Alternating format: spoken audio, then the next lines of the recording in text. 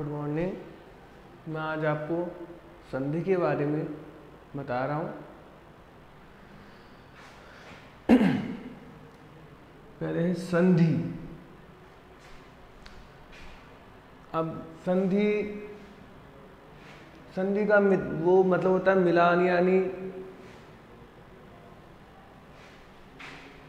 अपन परिभाषा के रूप में कहते हैं तो दो वर्णों के मेल को संधि कहते हैं। यानी जो दो वर्ण होते हैं उनके मेल को क्या कहते हैं? संधि कहते हैं। आपके जो कक्षा में पेपर में परिभाषा नहीं पूछते हैं, उससे जो संबंधित जो उदाहरण होते हैं वे तो उनके द्वारा पूछा जाता है। तो परिभाषा भी आपको एक बार दोहरान कर लो कि यानी संधि का मतलब होता है दो वर्णों के मेल को क्या कहते हैं? संधि कहते हैं। तो दो वर्ण कौन से? दो वर्ण होते हैं। एक तो होता है स्वर और एक होता है व्यंजन।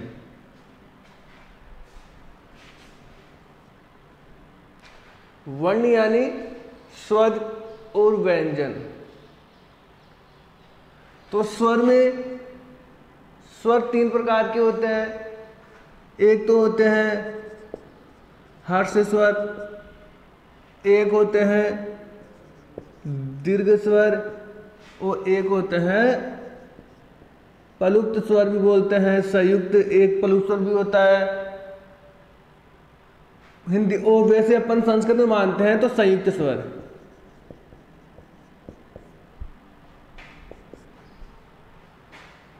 स्वर होते हैं हर्ष स्वर, दीर्घ स्वर और संयुक्त स्वर। तो संधि को समझने के लिए पहले स्वर में पहले हर्ष स्वर, दीर्घ स्वर और संयुक्त स्वर भी पता रहना चाहिए। कहने का मतलब यह है कि हर्ष स्वर में आते हैं ए, ई और ऊ और री।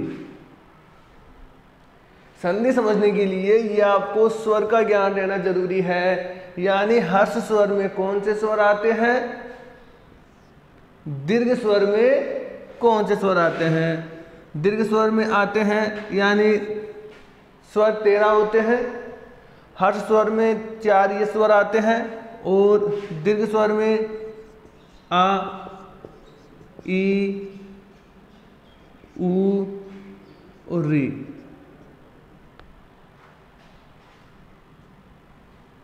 देखो स्वर 3 प्रकार के होते हैं, हर्ष स्वर, दीर्घ स्वर और संयुक्त स्वर।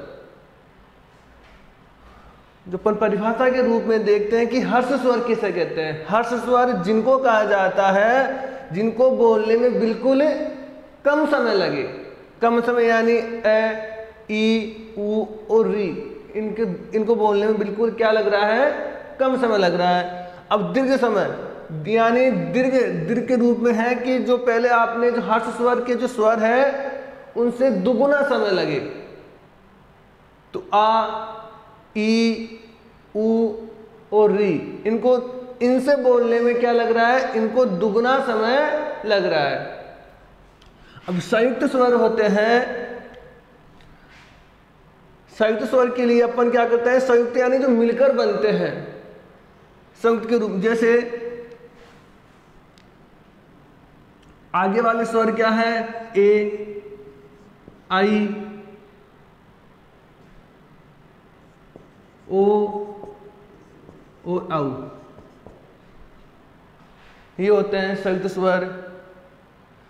इनको भी दीर्घ स्वर मानते हैं। यानी कहने का मतलब है इनको भी क्या मानते हैं? दीर्घ स्वर, संयुक्त स्वर मानते हैं। परंतु आ के रूप में कहने का मतलब यह है कि संयुक्त स्वर है मिलकर। कहने का मतलब यह है किससे बनते हैं? ए प्लस ई से, तब ए बनता है। संयुक्त स्वर यानी स्वरों से मिलकर जो बनते हैं ए। और आई ओ औ ये कैसे बनता है? ए प्लस ए से क्या बनता है? आई। ओ किससे बनता है? ए प्लस ऊ से क्या बनता है? ओ। औ किससे बनता है? ए प्लस ए हो या आ हो, ए प्लस ओ किससे? ओ से औ बनता है। यानी ये जो चार स्वर सही स्वर यानी तो मिलकर बनना, तो ये चार स्वर ए और इन दोनों स्वरों से मिलकर ये बना है, इन दोनों स्वरों से मिलकर ये बना, इन दोनों स्वरों से मिलकर ये बना है और इन दोनों स्वरों से मिलकर ये बना है।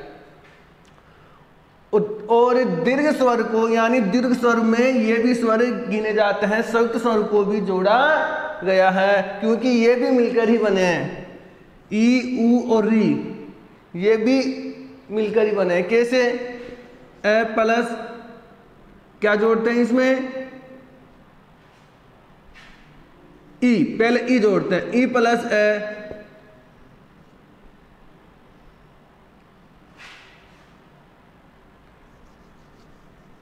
ये तो बड़ा ई, ये तो ऐसे बन ए प्लस ए आ हो जाता है, और ऊ प्लस ऊ चाहे छोटा हो चाहे बड़ा हो तब ऊ होता है, और री प्लस री हो बड़ा हो चाहे छोटा हो वो री होता है। कहने का मतलब यह है स्वर संधि में स्वर और व्यंजन यानी ऐसे वर्णों के मेल को क्या कहते हैं? संधि कहते हैं। तो वर्ण यानी स्वर और व्यंजन दो, इनसे क्या होता है? यही वर्ण होते हैं। तो स्वर होते हैं तीन प्रकार के, हर्ष स्वर, दीर्घ स्वर और संयुक्त स्वर। तो हर्ष स्वर छोटे वाले, दीर्घ स्वर थोड़े उससे बड़े जो द्विगुना समय लगे इनसे, और संयुक्त स्वर जो दो स्वरों से मिलकर जो बनते हैं उनको क्या बोलते हैं? संयुक्त स्वर बोलते हैं। और इनसे जो तिगुना समय लगे, परिभाषा क्या है कि दीर्घ स्वर है उनसे क्या लगे? तिगुना समय लगे, उनको संयुक्त स्वर बोलते हैं और दो स्वरों से मिलकर बनते हैं।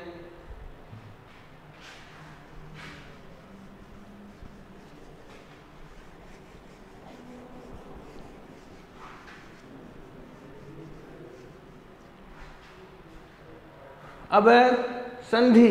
संधि में मैंने आपको परिभाषा बताई कि दो वर्णों के मेल को, जो वर्ण होते हैं उनका जो मिलन होता है तो उनसे क्या बनती है? संधि बनती है। तो इसमें से अपन पहले देखते हैं स्वर संधि के बारे में, व्यंजन संधि के बारे में आपको बाद में, स्वर संधि के होने के बाद बताएंगे। आपको पहले है स्वर संधि।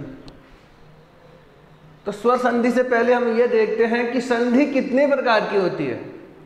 तो संधि तीन प्रकार की होती है, उसमें से पहली संधि है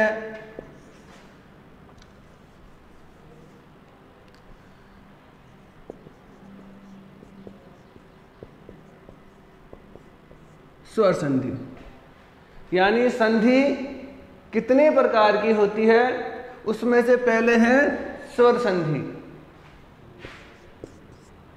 दूसरी है व्यंजन संधि,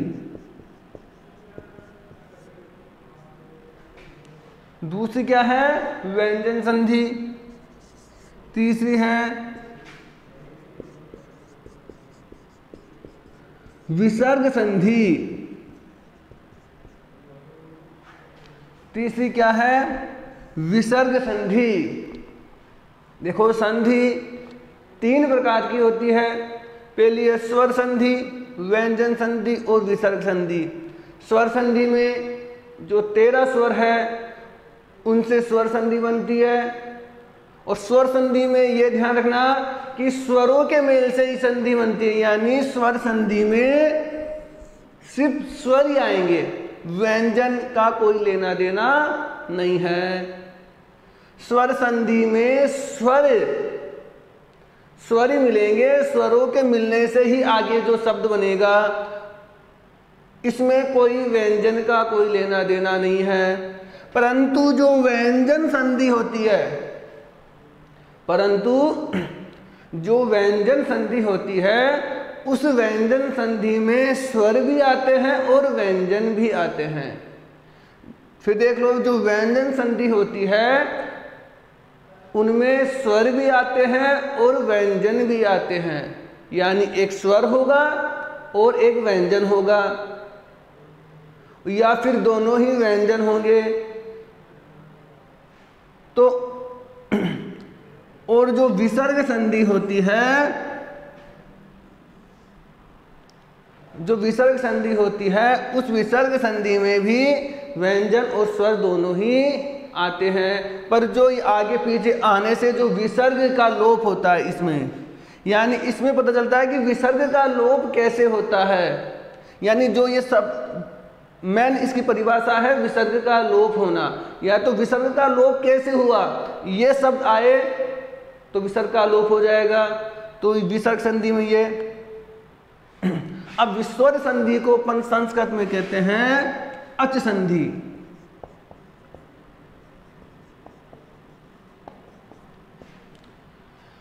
स्वर संधि को अच संधि भी कहा जाता है। व्यंजन संधि को क्या कहते हैं, हल संधि। और विसर्ग संधि को विसर्ग संधि के नाम से ही पुकारते हैं। अब मन में ये शंका हो रही है कि विसर्ग संधि को अच संधि कहते हैं और व्यंजन संधि को हल संधि कहते हैं, तो ये अच और हल है क्या? सर ने बताया अच संधि और हल संधि, तो ये अच और हल है क्या? क्योंकि हिंदी में तो नहीं कहते हैं। तो इसमें अच का मतलब होता है यानी प्रत्याहार। 42 प्रत्याहारों की रचना हुई। आपने भी पढ़ा है, यानी जो पहले पढ़ा है कि पाणिनि ऋषि के द्वारा तपस्या के द्वारा प्रसन्न करके जो शिव जी को प्रसन्न किया गया, प्रसन्न करने के बाद डमरू के द्वारा 14 सूत्र निकले। डमरू में जो है बजान, शिव जी प्रसन्न होकर डमरू बजाया, डमरू बजाने के बाद उस डमरू में से 14 सूत्र निकले। उस 14 सूत्र में पाणिनि ऋषि ने, उन 14 सूत्रों के द्वारा पाणिनि ऋषि ने 42 प्रत्याहारों की रचना की। तो जो 42 प्रत्याहारों की रचना की, उस 42 प्रत्याहारों में अच एक प्रत्याहार है और हल भी एक क्या है, प्रत्याहार है। तो जो अच प्रत्याहार और हल प्रत्याहार में ये लिया गया कि अच प्रत्याहार में पूरे स्वर, पूरे जो स्वर है 13 स्वर है, उनको गिना गया।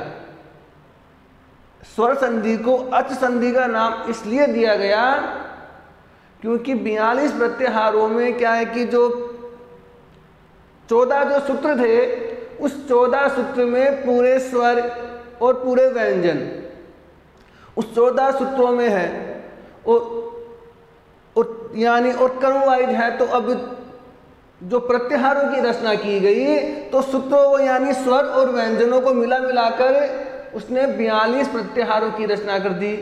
तो उस 42 प्रत्याहारों में एक अच प्रत्याहार है। क्या है? एक अच प्रत्याहार है। तो उस अच प्रत्याहार में पूरे स्वरों को गिना गया। तो इसलिए स्वर संधि को क्या माना गया है? अच संधि माना गया है। अब जैसे हल प्रत्याहार है, 42 प्रत्याहारों में एक हल प्रत्याहार भी है। उस हल प्रत्याहार में व्यंजन, पूरे जितने भी व्यंजन हैं 33 व्यंजन, उन 33 व्यंजनों को हल संधि यानी हल प्रत्याहार का रूप दिया गया है। जितने भी वो व्यंजन हैं 33 व्यंजन हैं, उन 33 व्यंजनों को हल प्रत्याहार के नाम, हल प्रत्याहार का नाम दिया गया है। और हम क्या पढ़ रहे हैं? व्यंजन पढ़ रहे हैं। तो व्यंजन यानी उनका ज्ञान होगा, तो उसको क्या नाम दिया गया? हल संधि का नाम दिया गया।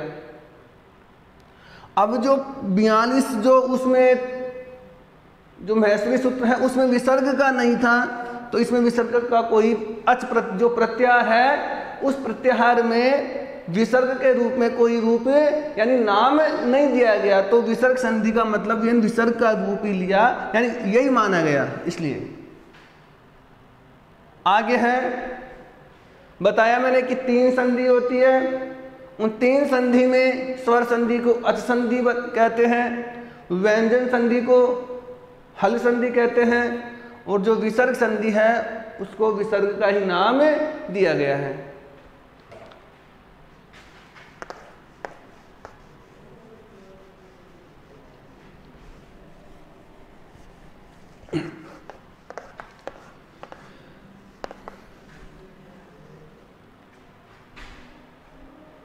उन 3 संधि है, उन 3 संधियों में अपन पहली जो संधि पढ़ते हैं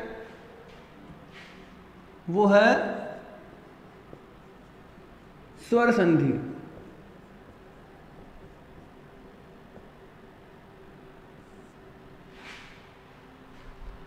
स्वर संधि, ये स्वर संधि संस्कृत के माध्यम से 7 प्रकार की होती है। वैसे संस्कृत में 8 प्रकार की मानते हैं, परंतु 8वां जो प्रकार है उसका रूप वैसे की वैसे ही होता है, और इसलिए 7 प्रकार से मानी जाती है। तो संस्कृत में जो 7 प्रकार की जो संधि होती है स्वर संधि, उनका नाम देखिए। पहली संधि है दीर्घ संधि। अब ध्यान दो कि स्वर संधि की परिभाषा तो आपको स्वयं को पहले ही मैंने बता दी, यानी स्वर संधि में स्वरों के मेल से ही बनेंगे, जो शब्द बनेंगे वो स्वरों के मेल से ही बनेंगे। और स्वरों, इसलिए इसमें जो 2 स्वरों के मेल, इसकी परिभाषा, स्वर संधि की परिभाषा ये हुई, जो 2 स्वरों के मेल से जो बनते हैं उनको क्या कहते हैं? स्वर संधि कहते हैं। अब स्वर संधि के बाद में यह है कि स्वर संधि कितने प्रकार की होती है? स्वर संधि होती है 7 प्रकार की। उसमें पहला है दीर्घ संधि, दूसरा है दीर्घ संधि के बाद में है गुण संधि,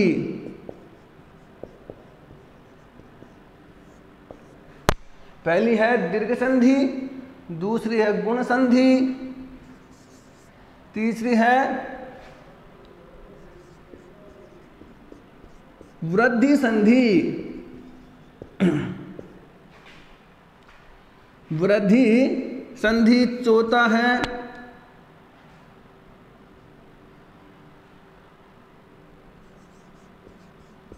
यण संधि,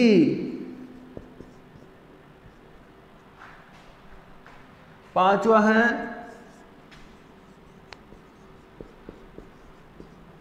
अयादि संधि,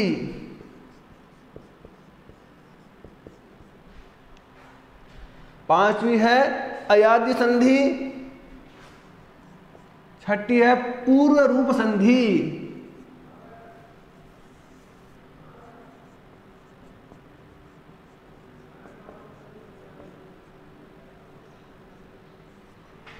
सातवीं है पर रूप संधि,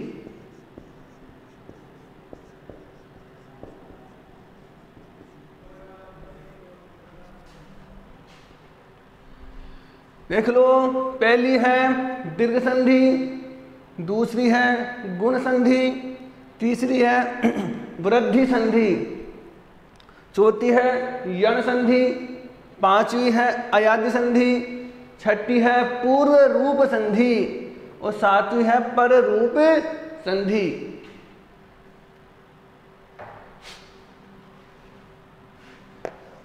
इसमें से हम पहली संधि पढ़ते हैं दीर्घ संधि।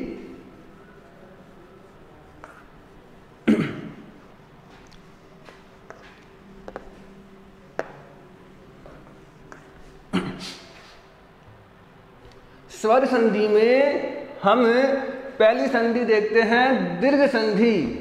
अब दीर्घ संधि को समझने के लिए अपन पहले ये देखते हैं कि दीर्घ का मतलब है बड़ा, दीर्घ का मतलब होता है बड़ा होना। तो इसके लिए अब इसका मतलब क्या बताया मैंने, बड़ा होना। और इसका मतलब होता है स्वर। हम क्या पढ़ रहे हैं, स्वर संधि। तो स्वर संधि का प्रकार क्या है, दीर्घ संधि। और दीर्घ का मतलब क्या होता है, बड़ा। तो बड़ा भी क्या होगा, स्वर होगा। तो स्वर है, तो बड़े स्वर कौन कौन से हैं, स्वर कितने होते हैं, 13। उन 13 स्वरों में बड़े बड़े जो दीर्घ स्वर मैंने कौन से बताए थे अभी, स्वर जो व्यंजन आपको बताए थे, उसमें स्वर संधि में हर्ष स्वर, दीर्घ स्वर और संयुक्त स्वर बताए, यानी मैंने बताए थे। उसमें से दीर्घ स्वर कौन से बताए थे मैंने आपको, आ, ई, ऊ और री। और इसमें री का भी आता है। मैंने आपको बताया था कि स्वर संधि में जो यानी स्वर 3 प्रकार की होते हैं, स्वर हर्ष स्वर, दीर्घ स्वर और संयुक्त स्वर। उनमें मैंने आपको लिखाए थे दीर्घ स्वर में ये लिखाए थे यहाँ, और री का भी प्रयोग होता है। तो ये क्या हुए, दीर्घ स्वर हुए। अब इन दीर्घ स्वर, अब इसकी परिभाषा, दीर्घ संधि की परिभाषा देखो, यानी दीर्घ जब दो स्वर जब दो समान स्वर मिलने पर उनके द्वारा बड़ा ही स्वर होता है। जब दो समान स्वर मिलने पर उनके द्वारा क्या होता है, बड़ा ही स्वर बनता है। समान स्वर कैसे, यानी कहने का मतलब यह है कि ये जो 4 है, इसका कोई समान स्वर नहीं होता, री का कोई समान स्वर नहीं होता, आ का समान स्वर होता है, ई का भी समान स्वर होता है, ऊ का भी होता है और री का भी होता है। यानी इनसे छोटा भी बनता है, जैसे ए और आ समान स्वर हुए, जैसे ई और ई, ऊ और ऊ, री और री। कहने का मतलब यह है ये समान स्वर है।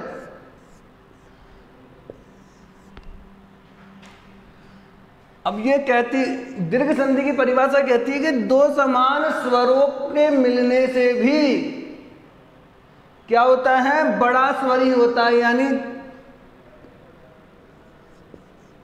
ए प्लस ए समान स्वर हो गए, तो इन दोनों के मिलने से भी क्या होता है, आई होता है, बड़ा ही स्वर होता है। आगे चाहे आगे पीछे हो, कहने का मतलब आगे पीछे का मतलब यह है, अगर इधर आ आता है, इधर ए आता है, तो भी आ होगा।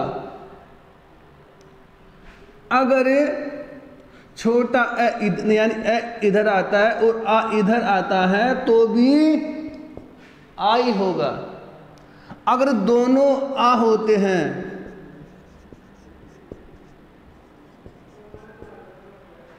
तो भी आई होगा। कहने का मतलब है दोनों ए आते हैं छोटे, तो भी बड़ा स्वर होगा।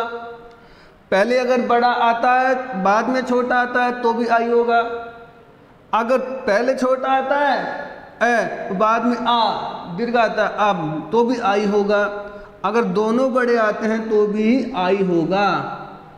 कहने का मतलब ये दोनों समान स्वर है। इन दोनों समान, आज बड़े छोटे हैं पर स्वर क्या है, समान है। तो इन दोनों समान स्वरों के मिलन से जो बनता है वो बड़ा ही रूप बनता है। यही रूप ई में बनेगा और यही रूप ऊ में बनेगा और यही री में बनेगा। कैसे, जैसे ए का ये हो गया, इसी प्रकार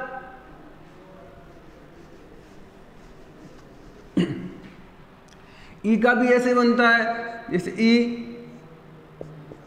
ई धन ई बराबर ई, ये बड़ा ही होगा, ई बड़ी हो सकती है तो ये छोटी भी हो सकती है, तो भी ई होगा। इधर बड़ी हो सकती है तो इधर छोटी हो, तो भी क्या होगा, ई होगा। और बड़ी ई होने पर भी क्या होगा, ई होगा।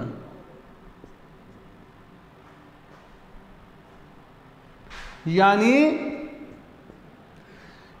समान स्वर होने पर, चाहे छोटा बड़ा हो, पर समान स्वर होने पर यानी बड़ा ही, यानी दीर्घ ही, यानी कहने का मतलब बड़ा स्वर होता है।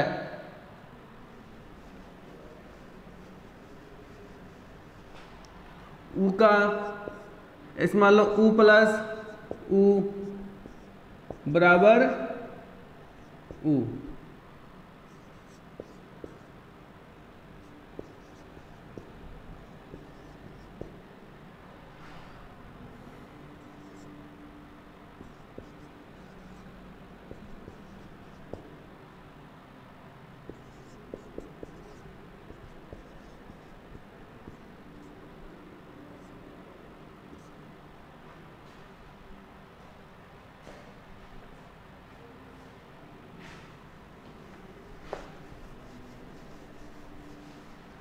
अब री का भी यह है कि देखो री ये ऐसे बड़ी है, कहने का मतलब री छोटी में तो ये दो लगती है, यानी जो छोटी री होती है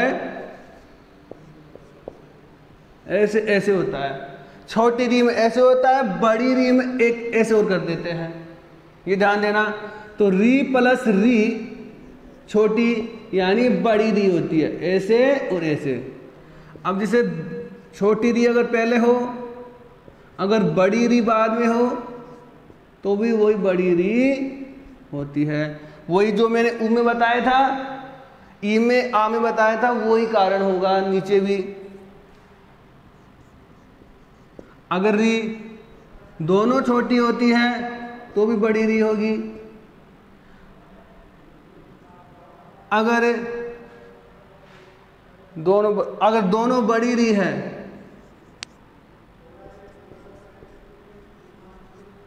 तो भी क्या होगी, बड़ी री होगी। ये फॉर्मूला आपको याद रखना पड़ेगा, तो आपको दीर्घ संधि में कोई भी दिक्कत नहीं होगी। अब इसके लिए अपन क्या देखते हैं, उदाहरण देखते हैं।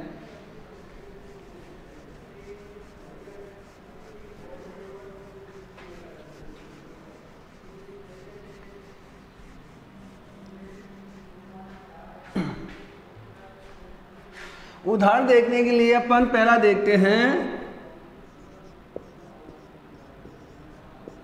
दैत्य प्लस अरी, दैत्य प्लस अरी। अब इसमें से कौन सा स्वर निकला,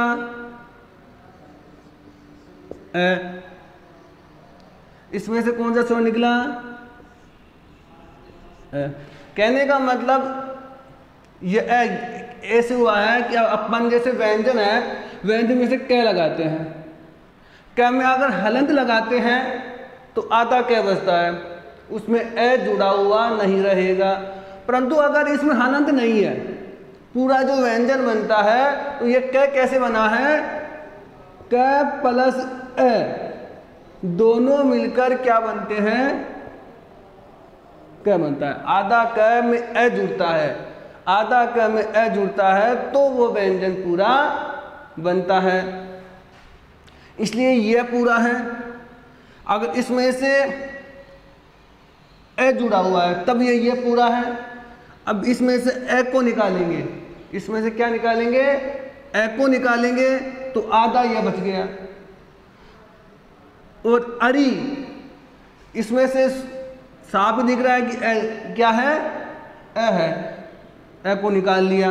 अब मैंने बताया था आपको कि समान स्वर होने पर बड़ा छोटा हो सकता है, बड़ा या छोटा हो सकता है, पर समान स्वर होने पर क्या होता है, दीर्घ होता है। इसमें से ए निकल चुका, इसमें से ए निकल चुका। अब इसमें ए का कोई लेना देना नहीं, यानी कहने का मतलब इस जगह क्या बचा है, आधा यही बचा है, इस जगह क्या बचा है, आधा ये बचा है, क्योंकि पूरा ये था, इसमें से ए निकल चुका, अब आधा ये बचा है, इसमें से ए आ चुका, तो इसमें क्या बचा है, री बचा है सिर्फ, इसमें ए का लोप हो चुका, यानी ए नीचे, क्योंकि इन दोनों से मिलकर क्या बन गया, आ। अब इसको जोड़ते हैं, दे आ गया, ते आधा ही है, अपन यानी इसमें से ए को निकाला, इसमें से ए को निकाला, इन दोनों से क्या बना, आ। तब ये जो बना है, ये जो बना हुआ जो शब्द है, ये जो बना हुआ शब्द है वो इनके बाद ही तो जुड़ेगा, यहीं तो जुड़ेगा, तभी तो ये शब्द बनेगा। तो ये इससे क्या बना, आ। अब आ किस में जोड़ना है, यहां तक लिख लिया, अब इसके बाद में जो बना है वो लिखना पड़ेगा। इन दोनों से जो स्वर निकले हैं, स्वरों के निकलने से जो स्वर बना है वो स्वर इनके बाद ही जुड़ेगा तो ही शब्द बनेगा, तो शब्द तो ये इसमें जोड़ना पड़ेगा। तो आ जोड़ेंगे, तो जैसे या लिखते हैं, मैंने बताया था जैसे का है, इसके द्वारा देखते हैं, जैसे का है तो कैसे बनता है, पहले क प्लस आ, फिर क्या होता है, का होता है, क और आ मिलकर क्या बना, का बना। अब ये आ इसमें जुड़ेगा, आ किस में जुड़ेगा, इसमें, तो इसकी जगह क्या हो जाएगा, या। आगे समझ में, कहने का मतलब यह है, ये आ इसमें जुड़ जाएगा। व्यंजन की परिभाषा यही है कि स्वरों के जुड़ने से जो शब्द, स्वरों के जुड़ने से जो व्यंजन बनता है वो व्यंजन, स्वरों के मिलन से व्यंजन बनते हैं। वैसे व्यंजन आते रहेंगे, परंतु जब स्वर मिलेंगे, स्वर मिलने से ही पूरा क होगा, पूरा ख होगा। जुड़ गया। अब ए तो यहां से ए तो निकल चुका था, अब री बचा, अकेला री बचा, तो इसलिए हो गया। कहने का मतलब यह है, इनसे जो स्वर निकले हैं, इनसे जो स्वर निकले हैं वो बाद में थोड़ी जुड़ेंगे, ये स्वर नहीं जुड़ेंगे, क्योंकि इन स्वरों से जो स्वर बना है, इनके स्वरों से मिलकर जो स्वर बना है वो इनमें जुड़ेगा।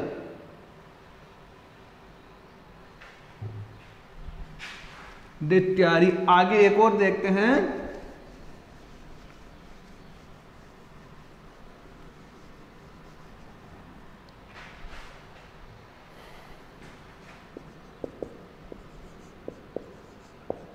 स से प्लस अंक,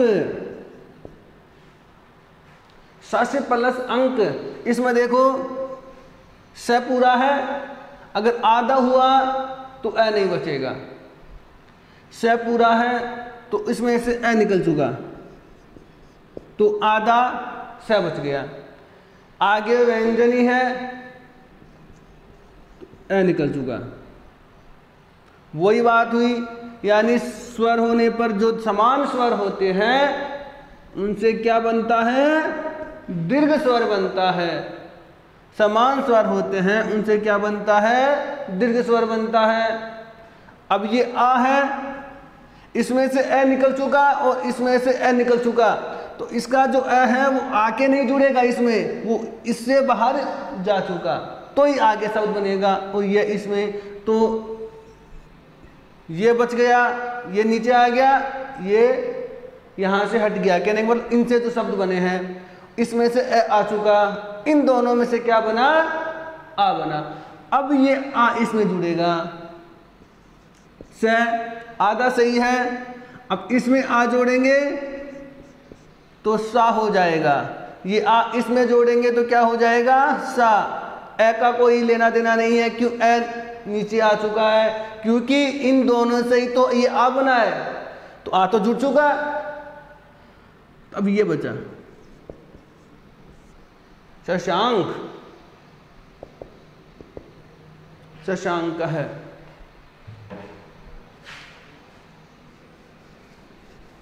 अगला और देखते हैं, एक और देखते हैं, जैसे मान लो विद्या प्लस आलय, विद्या प्लस आलय, इसमें से देखो आ तो क्या बचा, आ, इसमें से क्या हुआ, आ निकला। दोनों समान स्वर है, तो इससे क्या बना, आई बना। वी आ गया,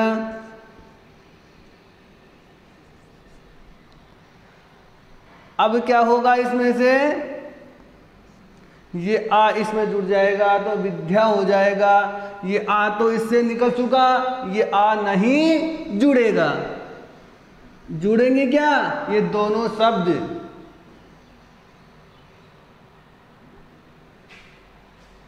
कहने का मतलब ये कौन जुड़ेगा, लय, ये दोनों व्यंजन ये जुड़ेंगे तो विद्यालय। फिर देख लो, इससे जो स्वर निकलता है और इससे जो स्वर निकलता है, इन दोनों के मिलन से जो स्वर बनता है वो इसमें जुड़ेगा। ये नहीं है कि ये आके फिर इसको पहले जोड़ना पड़ेगा। ये तो इसमें से निकल चुका है और ये इसमें से निकल चुका है, इन दोनों के फिर मिलने से ये बनता है और फिर ये इसके बाद में ये निकला तो फिर ये फिर यहाँ जुड़ता है, यानी इसके बाद ये शब्द बनते हैं।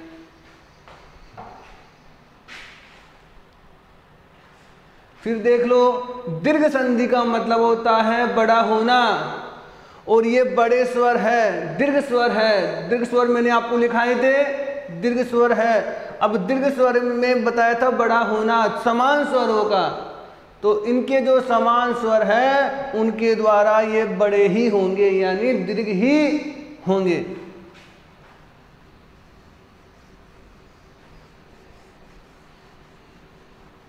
आगे दूसरी संधि देखते हैं।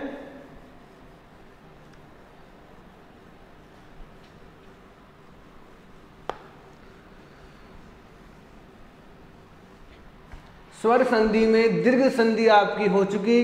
अब दीर्घ संधि के बाद में है गुण संधि।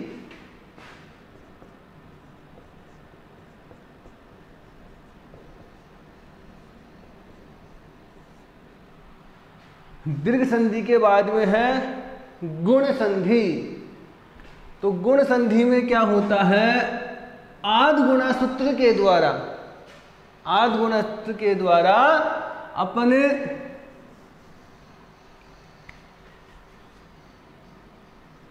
इसमें जो बनते हैं, पहले देखो स्वर कौन से बनते हैं, इन इसमें स्वर कौन से आते हैं। इसमें स्वर आते हैं, गुण संधि में स्वर बनते हैं ई। ई से क्या बनता है, यहां लिखते हैं। इस गुण संधि की परिभाषा यह है कि ए या आ, ध्यान दो, गुण संधि की परिभाषा यह है कि असमान स्वर यानी ए, यो और आ, ए और आ आने पर पहले क्या आएंगे, शुरुआत किससे होगी, ए और आ। पूर्व में ए और आ आने पर, पूर्व में ए और आ आने पर उसके बाद ई, छोटा हो या बड़ा हो,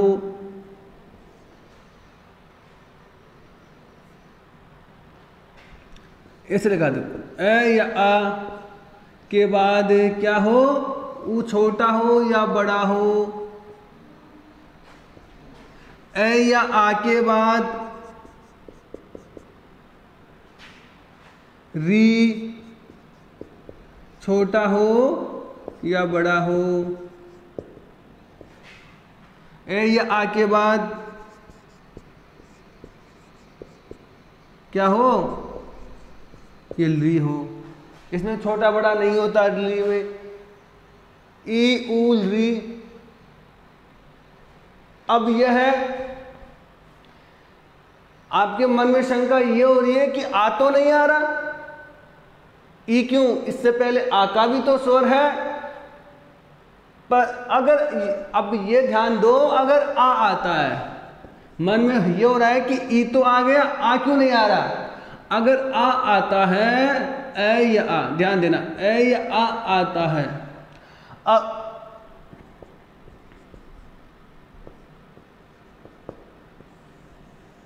ये तो समान स्वर हो गए, ये दोनों क्या हो गए, समान स्वर हो गए। इसलिए ये ए या आ तो आ ही नहीं सकता, क्योंकि ए और आ आने पर तो क्या हो गए, समान स्वर हो गए। तो समान स्वर में मैंने पढ़ी दीर्घ संधि हो जाएगी, इसलिए ए और आ नहीं आएगा।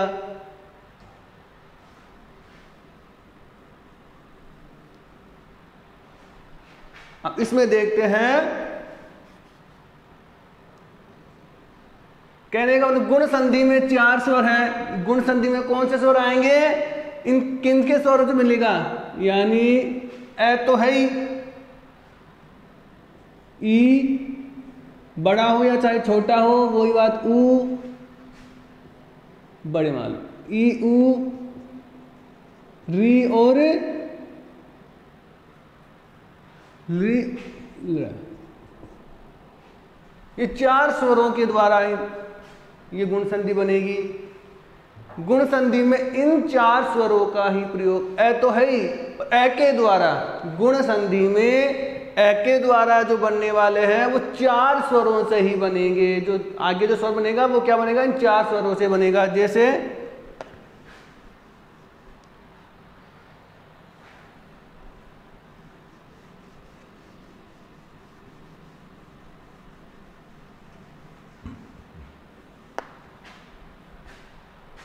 आगे के एक उदाहरण देखते हैं।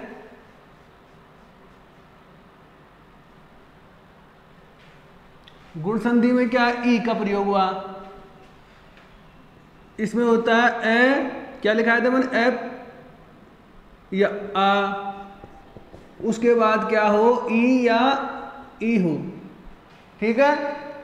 अब ध्यान देना कि ए आ धन ई प्लस ई, अब ये कहने का मतलब ए या आ के बाद क्या आए, ई आए तो क्या बनता है, ए बनता है। क्या बनता है, ए।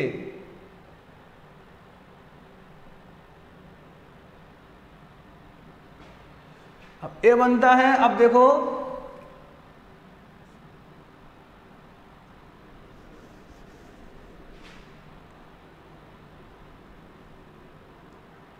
अब ए बनने के लिए अपन एक उदाहरण देखते हैं। उप प्लस इंद्र, उप प्लस इंद्र, ध्यान देना, उप प्लस इंद्र, उप में क्या बचा,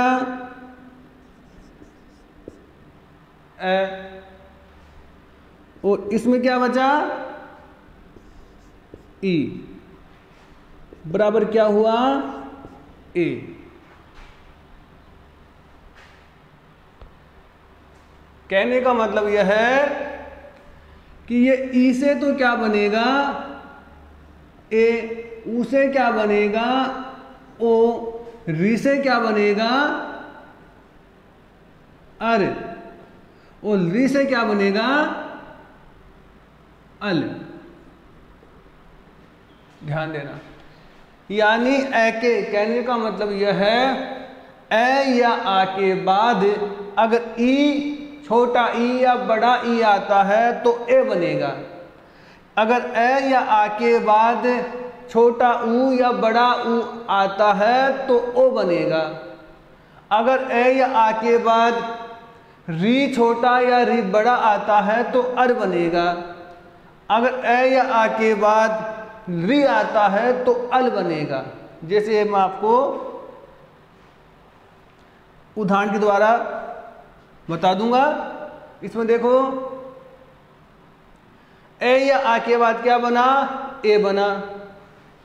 उप प्लस इंद्र, उप में प पूरा है, इससे ए निकल चुका, आगे ई है, स्वरी है तो ई आ गया। तो इन दोनों से जो मिलकर बना है वो क्या बना है, ए बना है। तो ए बनने पर अब आपको ये एक किस में जोड़ना पड़ेगा, इसमें जोड़ना पड़ेगा। तो पहले आ गया ऊ और आ गया प, आधा प, क्यों ए तो निकल चुका। अब ये ए जुड़ेगा तब ये होगा। तो ए जोड़ने पर कैसे जोड़ते हैं इसको, ए ये ई तो निकल चुका, न तो बचेगा, तो उपेंद्र ये पूरा प हो जाएगा, उपेंद्र। ध्यान दो, उप प्लस इंद्र, इंद्र में से प में से ए निकल चुका, ई में से ई आ गया। इन दोनों के मिलन से क्या हुआ, ए बना। ए मिलने पर, ए बनने पर उप ए इसमें जुड़ गया, इंद्र। ये ई नहीं लिखना, ये ई का तो क्या है, यहां जा चुका है, तो इसका कोई लेना देना नहीं है। जुड़ेगा क्या, ये दोनों शब्द, यानी ये दोनों जुड़ेंगे। आगे देखो,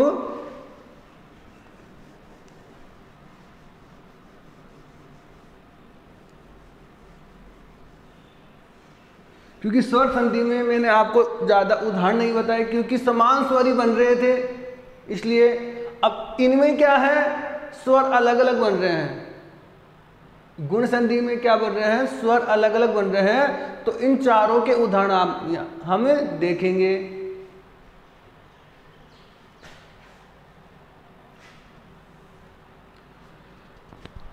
इसमें से ऊ का देखते हैं।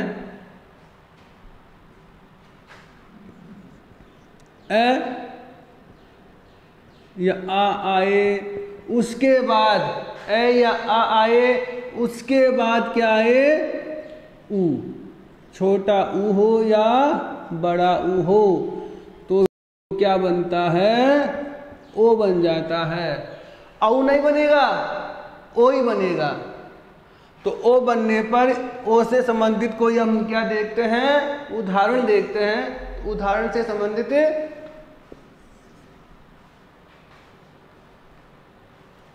पहला देखते हैं,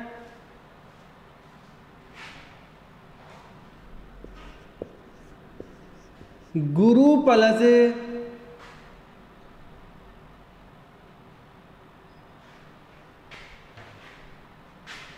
गुरु में ये तो समान स्वर का हो गया। ओ है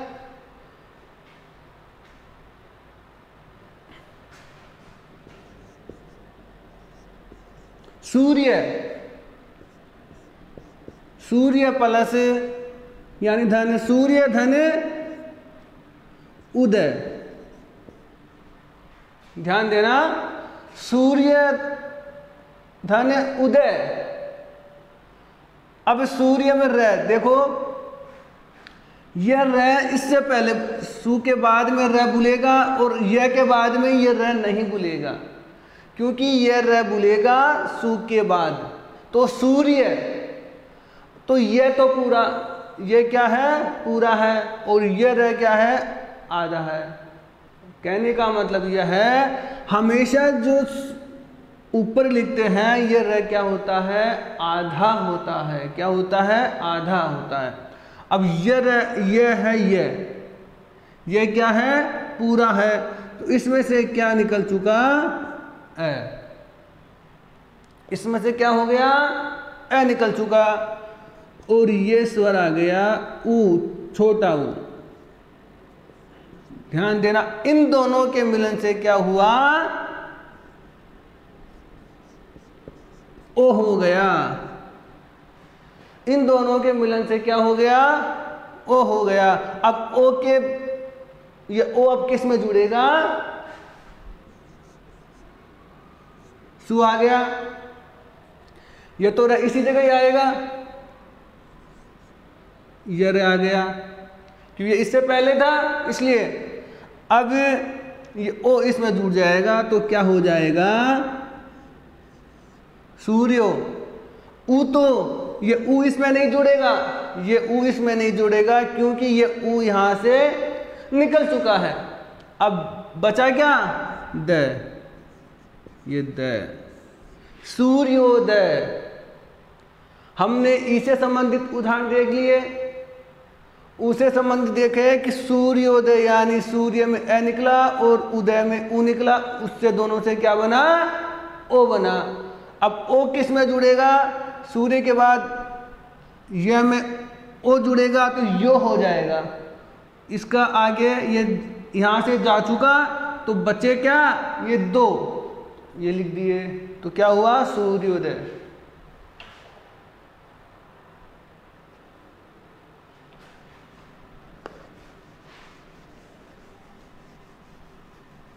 इसमें से एक और उदाहरण देख लेते हैं।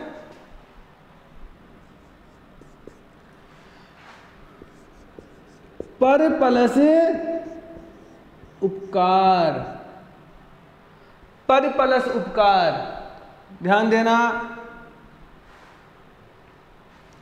इसमें से क्या आया, इसमें से क्या निकला, उ, दोनों से मिलकर क्या बना, ओ। दोनों से मिलकर क्या बना, ओ। तो ओ अब ओ, उसे क्या बना, ओ। हाँ, अब ध्यान दो बेटा,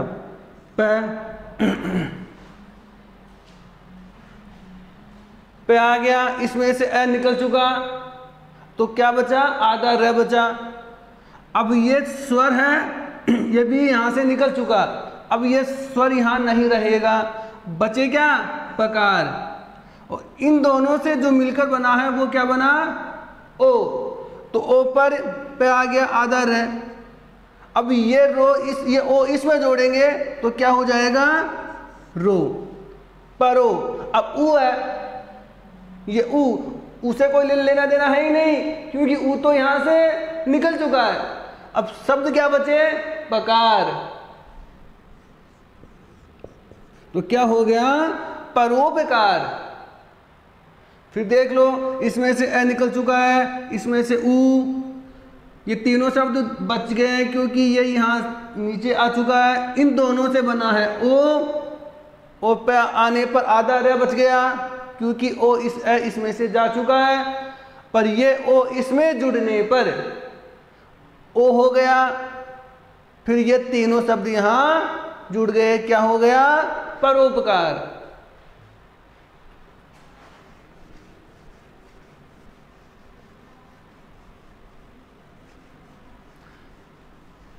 परोपकार में एक उदाहरण और देख लो, री और री का देख लो।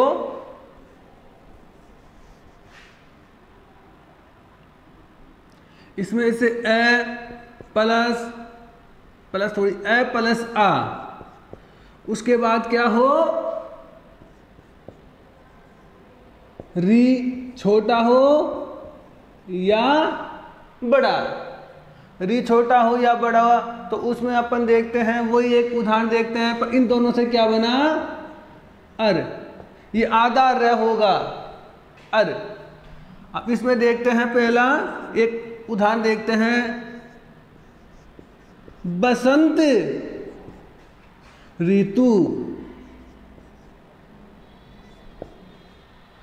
बसंत ऋतु, उस बसंत ऋतु में देखो, इसमें से ए निकल चुका है, इसमें से वही री आ गया है। अब मैंने बताया था ए आने पर क्या होता है, री आने पर क्या होता है, अर होता है। क्या होता है, अर। अब अर इसमें जोड़ना है, देखो वह आ गया, से भी पूरा है, आधा न है, आधा तय बच गया, आधा तय बच गया। तो आधा तय होने पर आधा तय।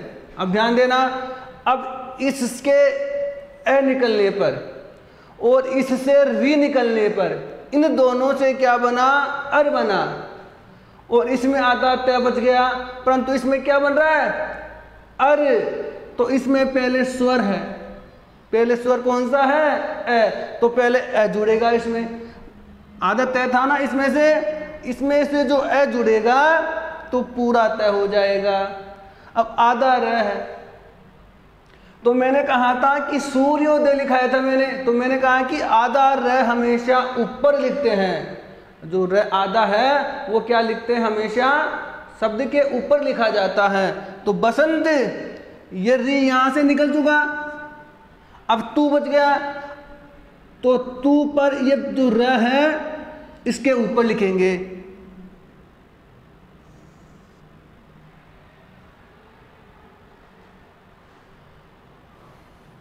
बसंत ऋतु, वसंत ऋतु, ये इसमें भूलेगा वसंत ऋतु।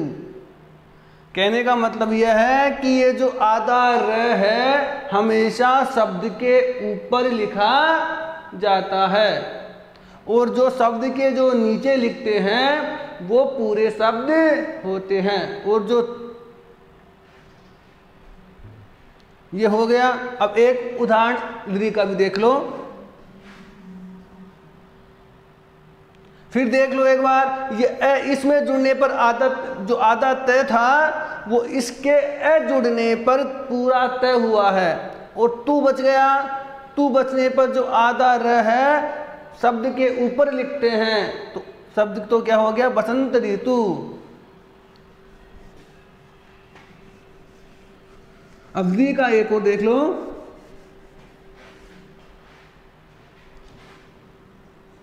ली यानी ए और आ आने पर क्या आ जाए, ली आ जाए, तो क्या बनता है, अल बनता है। अल। अब आधा ल है। अब एक उदाहरण देख लो, जैसे है तव प्लस लिकार। तव प्लस लिकार, इस वे में से ए निकला, इस वे में से क्या निकला, ए, और ली, इन दोनों से क्या बताया था मैंने, अल बनता है, आधा ल है। तो आ गया, वह पूरा है, आधा ही बचा है, परंतु अब देखो वह इसमें आधा ही है, क्योंकि ए इसमें से निकल चुका है। इससे क्या बना, अल, री मिलते क्या बन गया, अल। तो पहले क्या है, स्वर है, तो ये स्वर इसमें जुड़ेगा तो वह क्या हो जाएगा, पूरा हो जाएगा। पूरा होने पर अब ले देखो आगे क्या है, आधा, तो आधा होने पर ले क्या होगा, आधा आएगा। अब ये री तो यहां से निकल चुका था, अब यहां से निकल चुका था, अब क्या बचा इसमें, कार। तो तब ये तबल का यानी त व आधा ल और कार, तबलकार। फिर देख लो, ली यानी ली के नीचे आ चुका है, वैसे ए निकल चुका है, इन दोनों से बना है अल, और जो अल में से आगे क्या है, स्वर है, वह आधा बचा, परंतु अल में आगे क्या है, स्वर है। तो स्वर ए होने पर ये वह क्या हो गया, पूरा हो गया। बाद में ल क्या है, आधा है, इसलिए ल आधा आ गया, और ली निकलने पर कार शेष रहा। ली यहां से निकल गया तो क्या शेष रहा, कार। तो कार लिखने पर क्या हो गया, तबलकार।